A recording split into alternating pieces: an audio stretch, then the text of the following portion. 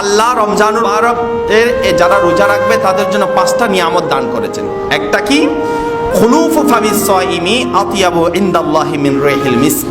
রমজানের রোজা রাখার ব্যক্তিরা যারা রোজা রাখে মুখে সারাদিন কিছু না খাওয়ার কারণে একটা দুর্গন্ধ তৈরি হয়।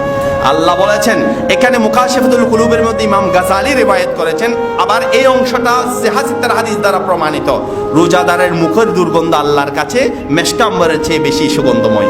সুবহানাল্লাহ। মুখের দুর্গন্ধটা আল্লাহর কাছে মেশকাম্বরের চেয়ে বেশি সুগন্ধময়। ওয়া তাস্তাগফিরু লাহুমুল মালায়েকাতু হাত্তা ইফতিরু। পুরোটা দিন আপনি কিছু খান না, ইফতারের টেবিলে আপনি বসেছেন ইফতার করার জন্য, এই পুরোটা দিন এবং ইফতার পর্যন্ত আল্লাহ ফেরেশতা নিযুক্ত করেন আপনার জন্য ক্ষমা প্রার্থনা করার জন্য। দেখুন, আমরা সচরাচর সব সময়ে ঘুমাই, সকল সময়ের ঘুম ইবাদত না। রমজানের রোজা রেখে নওমুল সাইমি ইবাদাতুন। শাহ ওয়ালিউল্লাহ মুহাদ্দিস দেহলভী বলেছেন যে একজন রোজাদার যখন ইবাদত বন্দেগী করে ঘুমায়, আল্লাহ তার ওই ঘুমের সময়ে যত মিনিট ঘুমিয়েছে, যত ঘন্টা ঘুমিয়েছে, তার ঘুমটাও ইবাদতে পরিগণিত করবেন। সুবহানাল্লাহ। একজন রোজাদারের দাম এত বেশি আল্লাহর কাছে। ওয়া তুসাফফাদু ফীহি মারাদাতুশ শায়াতিন। এই রমজানের রোজার এই পিরিয়ডে, এই 30 দিন পর্যন্ত আল্লাহ শয়তানকে বড় শিকল দিয়ে আল্লাহ আটকে রাখেন, শয়তানকে বেঁধে রাখেন। নফস শয়তান কিন্তু সাথে থাকে, যার কারণে এর পুরো রমজান মাসে অনেকে অপরাধ করে। ওয়া ইউযায়্যিনুল্লাহু তাআলা কুল্লা ইয়াউমিন আল জান্নাহ। আল্লাহ রাব্বুল আলামিন প্রতিদিনকার সময় রমজানের প্রতিটা দিন আল্লাহ জান্নাতকে সাজায়, জান্নাতকে সাজায়। আল্লাহ রাব্বুল আলামিন জান্নাতকে সাজায় এবং আল্লাহ রাব্বুল আলামিন আরো বলেন, আমি এই জান্নাত সাজাচ্ছি তাদের জন্য আমার যে বান্দারা মন্দ কাজ, মানুষকে কষ্ট দেওয়া থেকে যারা বিরত থাকে, আমি এই জান্নাতটা সাজাচ্ছি আমার সেই বান্দাদের জন্য। এরপরে বলেছেন ওয়ায়ুগফারু লাহুম ফি আখিরি লাইলাতিন মিনহু। রাতের যখন আপনি তাহাজ্জুদের সময় উঠে যান রমজানের সময়ে, আল্লাহ রাব্বুল আলামিন আল্লাহর বান্দাদেরকে মাফ করে দেন। সাহাবায়ে কেরাম ওয়াকিলা ইয়া রাসূলুল্লাহ, সাহাবায়ে কেরাম আমার নবীকে জিজ্ঞেস করেছেন, ইয়া রাসূলুল্লাহ শুধু কি লাইলাতুল কদরে মাফ করেন নাকি রমজানের প্রতিটা রাতে মাফ করেন? ওয়াকিলা ইয়া রাসূলুল্লাহ আখিয়া লাইলাতুল কদর। আল্লাহ যে বান্দাকে মাফ করেন সেটা কি কদরের রাতে মাফ করেন নাকি প্রত্যেক দিন মাফ করেন?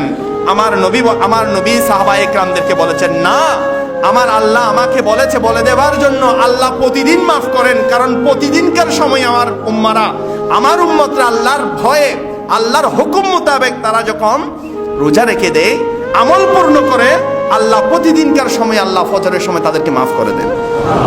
তাহলে দেখুন, এই 5টি নিয়ামত আমাদের জন্য রেখেছেন আল্লাহ রাব্বুল আলামিন, আমাদের জন্য দিয়েছেন। তা আমরা যখন রমজানের রোজাকে সমাদার করব, ভালোভাবে রাখবো, আমাদের যেভাবে জাগতিক এবং আধ্যাত্মিক দুদিকে আমাদের উন্নতি হবে। এই জন্য আমার নবী অন্য হাদিসে বলেছেন, রোজাদারের জন্য 2টি আনন্দ।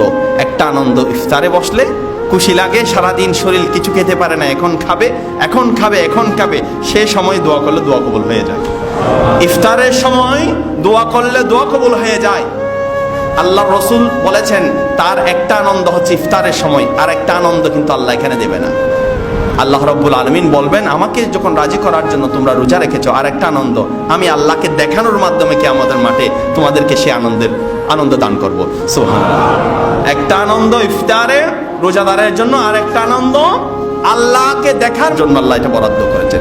আমার নবী অন্যত্র বলেছেন, জান্নাতের একটা দরওয়াজা, এটা আপনারা আমার চেয়ে বেশি জানেন, যার নাম রায়্যান, শুধু ওই দরজা দিয়ে প্রবেশ করতে পারবে রোজাদাররা। এই জন্য বালেগ হওয়ার পর থেকে মৃত্যুর পূর্বে আকল সলিম থাকা পর্যন্ত রমজানের রোজা আমাদের রাখতে হবে। রাখলে হবে কি, আমরা মানুষে পরিণত হব। যে পরিমাণ, আমি সবসময় চিন্তা করি, যে পরিমাণ আমরা দুপায়া মানুষগুলো অমানুষে পরিণত হচ্ছি, জুমাবারের যে আধা ঘন্টা আলোচনা যদি না থাকতো, 30 মিনিটের আলোচনা যদি না থাকতো, আমার মন কেন জানি বলছে মানুষ দলে দলে অমানুষে পরিণত হতো এবং চতুষ্পদ জন্তুতে পরিণত হতো। দেখুন, এই আলোচনাগুলো আমাদের লাগলে পরে হবে কি, আমাদের রোজা রাখতে ভালো লাগবে, ইবাদতে আমাদের মন বসবে, ইবাদত করতে আমাদের ভালো লাগবে। রমজানের রোজা যেন বাকি সময়টুকু যেন আমরা ভালোভাবে ইবাদত বন্দেগী করতে পারি। আল্লাহ সবাইকে সে তৌফিক দান করুন।